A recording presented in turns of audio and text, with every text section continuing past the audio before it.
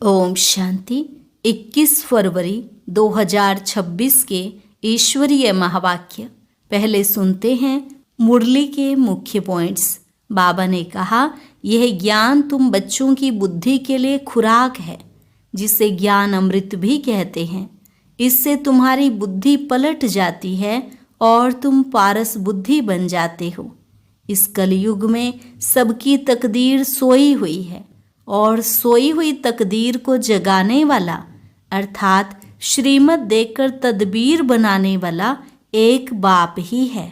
फिर बाबा ने कहा, तुम्हें पूरा नष्टो मोहा होना है। अगर कोई शरीर छोड़ता है तो जरूर वह आत्मा अपने हिसाब किताब अनुसार दूसरा पार्ट बजाएगी। इसमें रोने की दरकार नहीं है।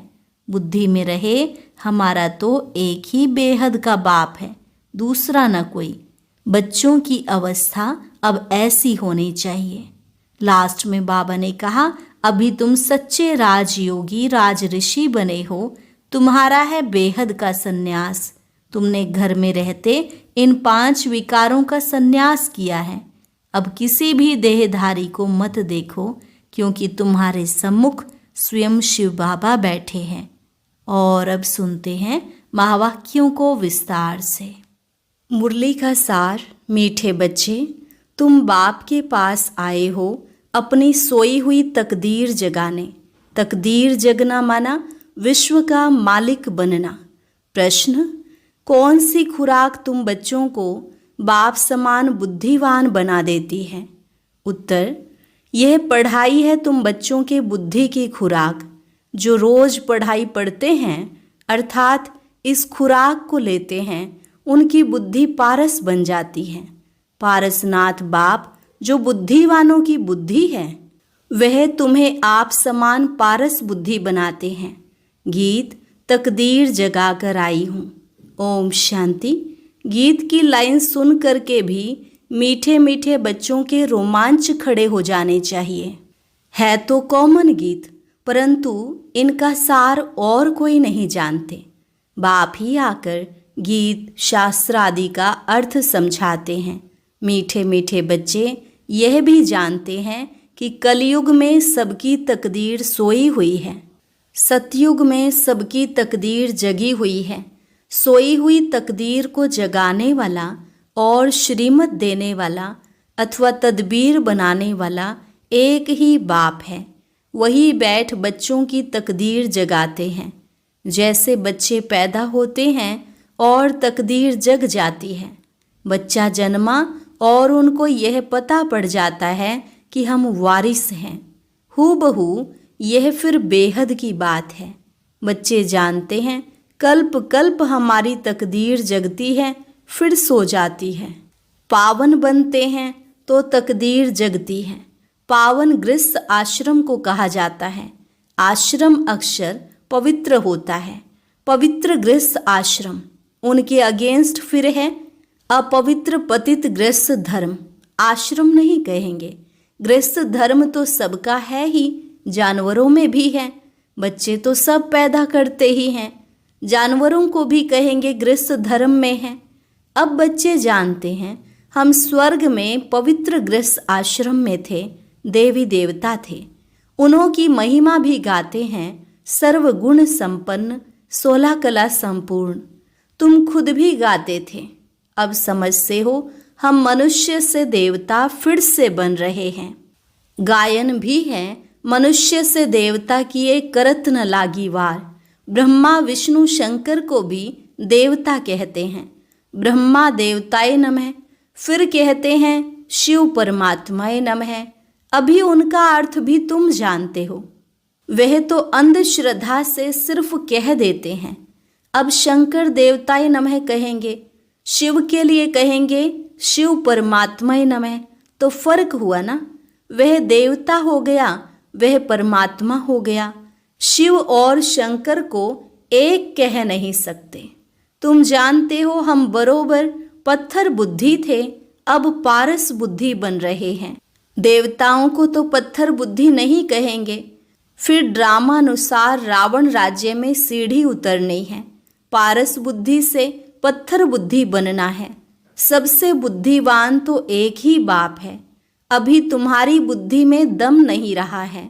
बाप उनको बैठ पारस बुद्धि बनाते हैं। तुम यहाँ आते हो पारस बुद्धि बनने।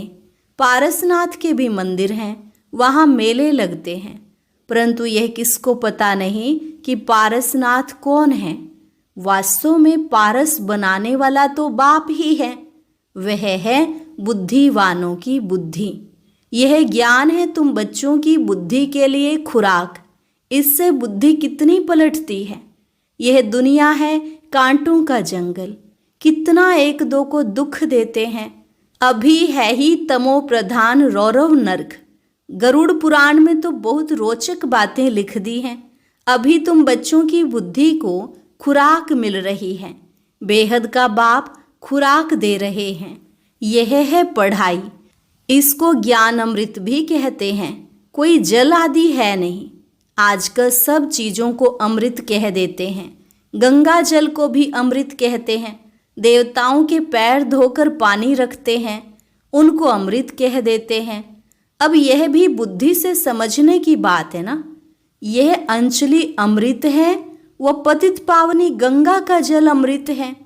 अंजलि जो देते हैं वह ऐसे नहीं कहते कि यह पतितों को पावन बनाने वाला है। गंगा जल के लिए कहते हैं पतित पावनी है। कहते भी हैं मनुष्य मरे तो गंगा जल मुख में हो।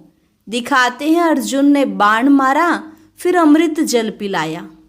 तुम बच्चों ने कोई बाण आदि नहीं चलाए हैं। एक गांव है जहां बाणों से लड़ते हैं।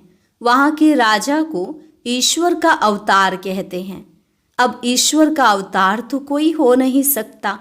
वास्तव में सच्चा सच्चा सतगुरु तो एक ही है, जो सर्व का सद्गति दाता है, जो सभी आत्माओं को साथ ले जाते हैं।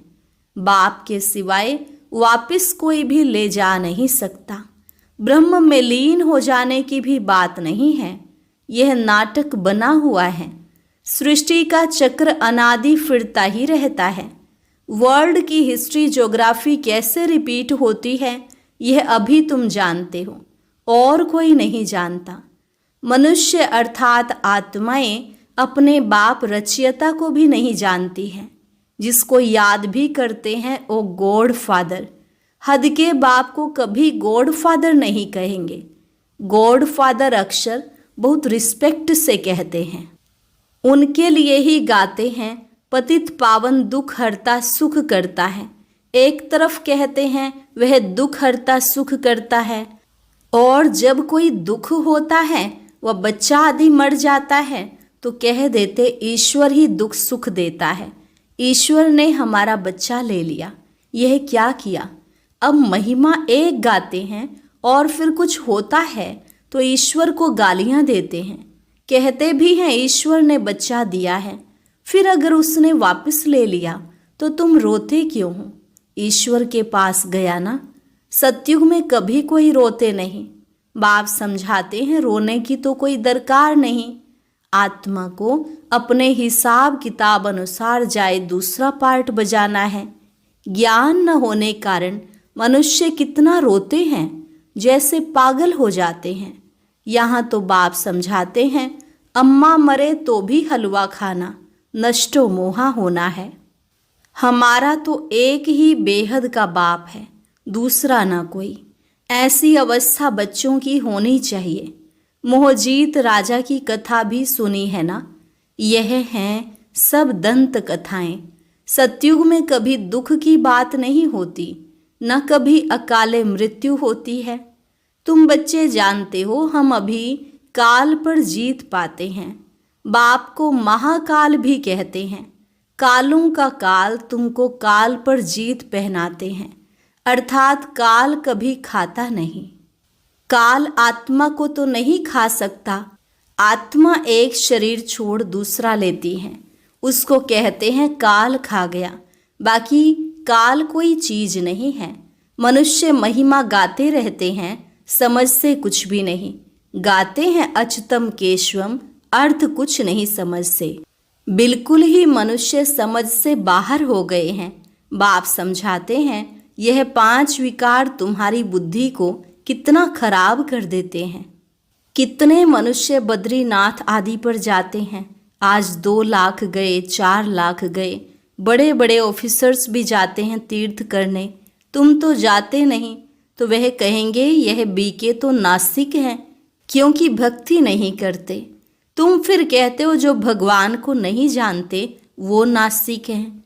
बाप को तो कोई नहीं जानते, इसलिए इनको ऑर्फन की दुनिया कहा जाता है। कितना आपस में लड़ते झगड़ते रहते हैं। यह सारी दुनिया बाबा का घर है ना। बाप सारी दुनिया के बच्चों को पतित से पावन बनाते हैं। आधा कल्प बरोबर पावन दुनिया थी ना। गाते भी हैं राम राजा, राम प्रजा, राम साहूकार है। वहाँ फिर अधर्म की बात कैसे हो सकती। कहते भी हैं वहाँ शेर बकरी इकट्ठे जल पीते हैं। फिर वहाँ रावण आदि कहाँ से आए, समझते नहीं। बाहर वाले तो ऐसी बातें सुनकर हंसते हैं। तुम बच्चे जानते हो, अभी ज्ञान का सागर बाप आकर हमें ज्ञान देते हैं। यह पतित दुनिया है ना। अब प्रेरणा से पतितों को पावन बनाएंगे क्या। बुलाते हैं हे पतित पावन आओ, आकर हमको पावन बनाओ। तो जरूर भारत में ही आया था। अब भी कहते हैं मैं ज्ञान का सागर आया हूँ। तुम बच्चे जानते हो शिव बाबा में ही सारा ज्ञान है। वही बाप बैठ बच्चों को यह सब बातें समझाते हैं। शास्त्रों में सब हैं दंत कथाएं। नाम रख दिया है व्यास भगवान ने शास्त्र बनाए। अब वह व्यास था भक्ति मार्ग का। यह है व्यास देव। उनके बच्चे तुम सुख देव हो। अब तुम सुख के देवता बनते हो। सुख का वर्षा ले रहे हो व्यास से, शिवाचार्य से। व्यास के बच्चे तुम हो, परंतु मनुष्य मूंझ ना जाएं, इसलिए कहा जाता है शिव के बच्चे। उनका असुल नाम है ही शिव। तो अब बाप कहते हैं किसी देहधारी को मत देखो, जबकि शिव बाबा सम्मुख बैठे हैं। आत्मा को जाना जाता है, परमात्मा को भी जाना जाता है। वह परम पिता परमात्मा शिव, वही आकर पतित से पावन बनने का रास्ता बताते हैं। कहते हैं मैं तुम आत्माओं का बाप हूँ। आत्मा को रियलाइज किया जाता है, देखा नहीं जाता है। बाप पूछते हैं अब तुमने अपनी आत्मा को रियलाइज किया। इतनी छोटी सी आत्मा में अविनाशी पार्ट नूंधा हुआ है, जैसे एक रिकॉर्ड है। तुम जानते हो हम आत्मा ही शरीर धारण करती हैं। पहले तुम देह अभिमानी थे, अब देही अभिमानी हो।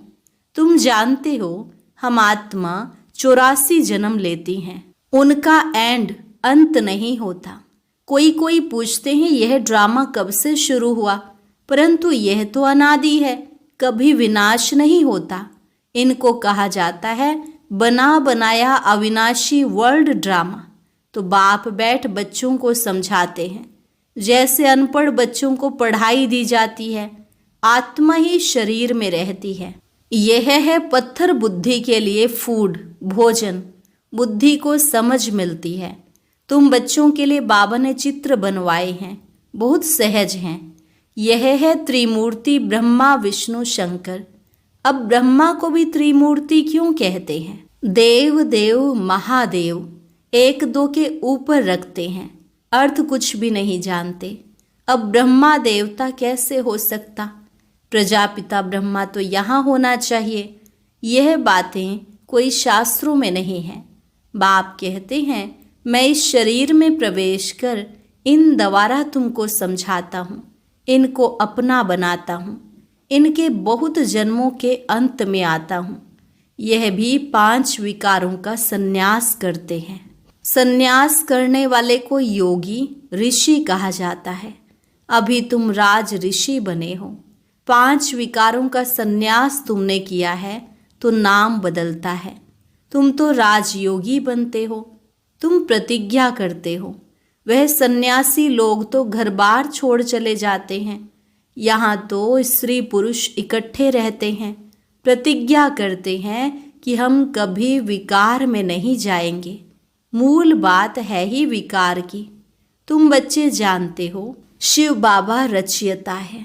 वह नई रचना रचते हैं। वह बीज रूप सत्य चित आनंद का सागर ज्ञान का सागर है।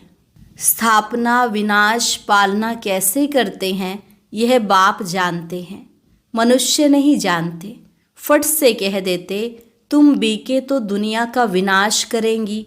अच्छा तुम्हारे मुख में गुलाब, कहते ये तो विनाश के लिए निमित्त बनी है। न शास्त्रों को न भक्ति को न गुरुओं को मानती हैं, सिर्फ अपने दादा को मानती हैं। लेकिन बाप तो खुद कहते हैं यह पतित शरीर है, मैंने इनमें प्रवेश किया है। पतित दुनिया में तो कोई पावन होता नहीं। मनुष्य तो जो सुनी सुनाई बातें सुनते हैं वह बोल देते हैं। ऐसी सुनी सुनाई बातों से तो भारत दुर्गति को पाया है। तब बाप आकर सच सुनाए सबकी सद्गति करते हैं। अच्छा मीठे मीठे सिकिलधे बच्चों प्रति माता पिता बाप दादा का याद प्यार और गुड मॉर्निंग। रूहानी बाप की रूहानी बच्चों को नमस्ते। रूहानी बच्चों की रूहानी बाप दादा को नमस्ते नमस्ते, गुड मॉर्निंग, शुक्रिया बाबा शुक्रिया। धारणा के लिए मुख्य सार, बाप से सुख का वर्षा लेकर सुख का देवता बनना है, सबको सुख देना है।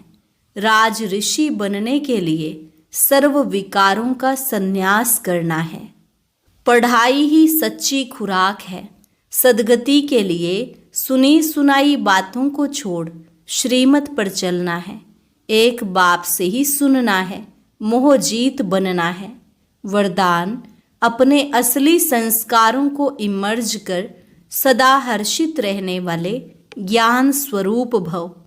अपने असली संस्कारों को इमर्ज कर सदा हर्षित रहने वाले ज्ञान स्वरूप भव।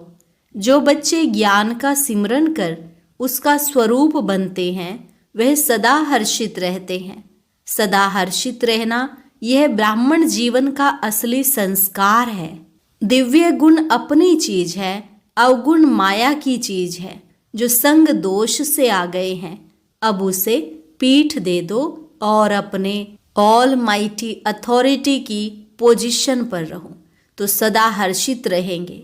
कोई भी आसुरी व व्यर्थ संस्कार सामने आने की हिम्मत भी नहीं रख सकेंगे।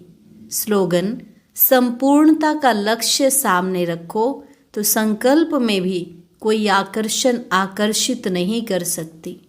संपूर्णता का लक्ष्य सामने रखो तो संकल्प में भी कोई आकर्षण आकर्षित नहीं कर सकती। अव्यक्त इशारे, एकता और विश्वास की विशेषता द्वारा सफलता संपन्न बनो। एकता के लिए एक रूहानी ताबीज सदा अपने पास रखना कि रिगार्ड देना ही रिगार्ड लेना है। यह रिगार्ड का रिकॉर्ड सफलता का अविनाशी रिकॉर्ड हो जाएगा। मुख पर एक ही सफलता का मंत्र हो, पहले आप। यह महामंत्र मन से पक्का रहे।